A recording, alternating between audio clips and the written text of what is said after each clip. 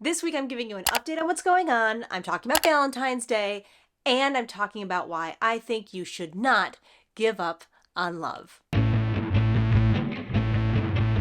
Okay, the truth is I was thinking of doing this video like a get ready with me, and then I was like, get ready for what? Hello friends, I hope that this video finds you well. I'm still in the process of moving, which is mostly just the process of packing and getting rid of things, and I feel like the more that I pack, the more I get rid of. I keep going to the Goodwill, and I'm wondering if there's a certain point where they're going to cut me off. That's enough, ma'am. I know that there are people who do moving vlogs and do them in a way that is dynamic and interesting, but frankly, I just want to take this moment to sit down. Next topic is Valentine's Day. Happy Valentine's Day. I know that it's a bit of a polarizing holiday, to say the least. My thoughts about Valentine's Day is that it can be a great opportunity to just spread a little love and kindness. I did a video years ago about kind of what's the point of hating Valentine's Day. A lot of people hate Valentine's Day, which is fine. I can understand. Yes, those flowers your boyfriend gave you are beautiful, and it shows me that he really knows how to avoid an argument. Until you get to the point where you're one of those people who's just like, I don't need a holiday to show the people I love them. I do it every day.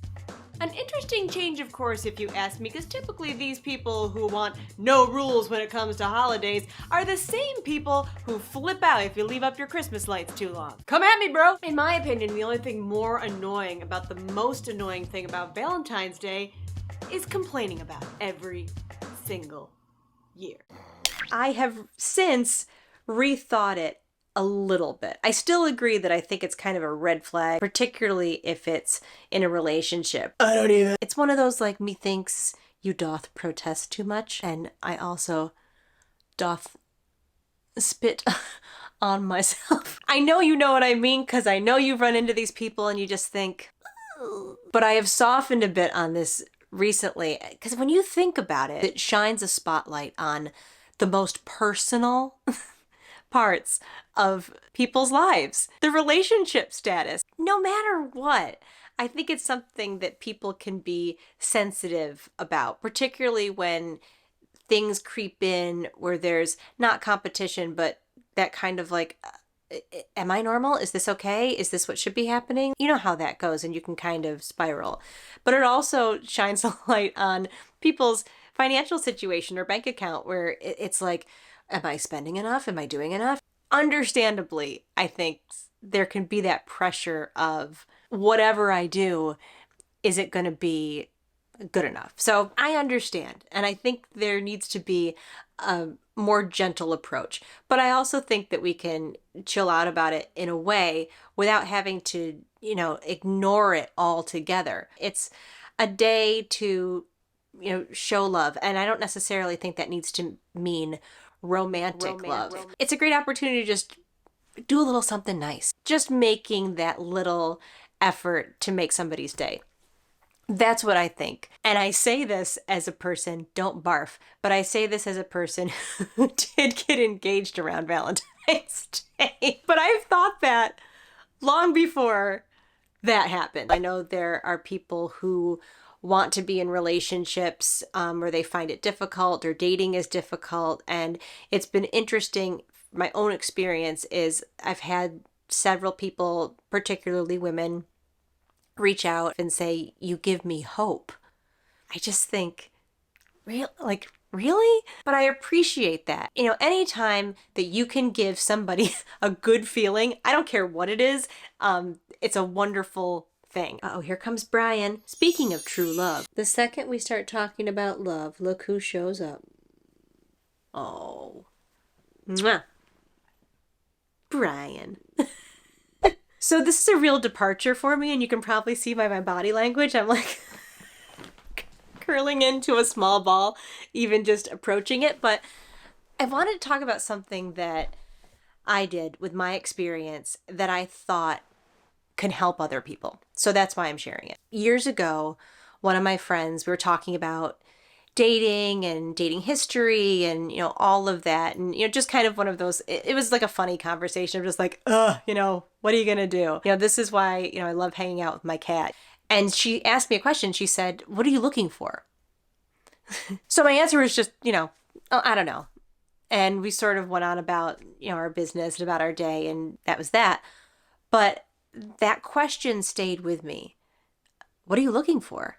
And it was really interesting because I thought, I don't know that I've ever really thought of that. I don't know that I've ever really put it down on paper and said, this is what I'm looking for in a partner. This is something that I would want. These are the things that are important to me.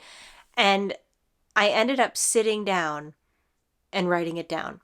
And I wrote it down. I wrote down all of the things that were important to me and all of the things that, I thought, would be a good match for me, and things that I had learned in previous relationships that I was like, I don't want that. I sat down, I wrote it all out, and then I just started laughing because I was like, this person does not exist. And it wasn't anything outrageous at all. It was just a lot of things that I thought, that's a tall order for anybody to be all of those things that you're looking for. And as luck would have it, and I sincerely tell you this, that those things that were important to me are all in Chip.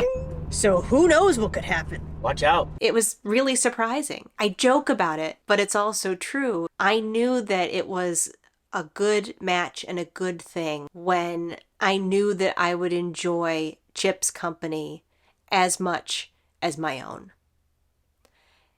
And I think that's really important. It's important to have that time to yourself. It is important to enjoy your own company and have your own things and create a life that is a rich life all on its own. And I know that for anyone who is a single person, you've probably heard that. And I was not the kind of person who was like, let's go to these singles mixers. I did not want to do that. It was such a weird thing. I just thought, it's okay. And I don't want to have a life where I'm with somebody just for the sake of saying, look, I'm not single. In my life, I think that had been an underlying thing at certain points, even though I probably wouldn't have wanted to admit that.